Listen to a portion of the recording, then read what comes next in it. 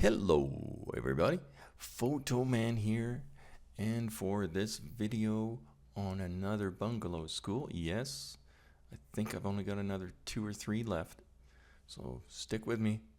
The Riverside Bungalow School in Calgary has a history as a prototype school designed by William Archibald Branton. With the first prototype built in 1913 and a refined replacement in 1920. This one is 1920.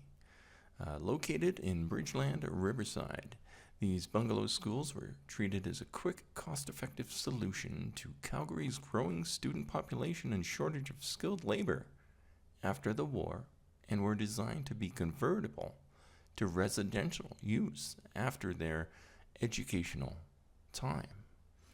The 1920 Riverside Bungalow School Number 2 was a well-preserved example of the design and served as a community landmark for over a century until it was sold by the Calgary Board of Education, and it is now a childcare center.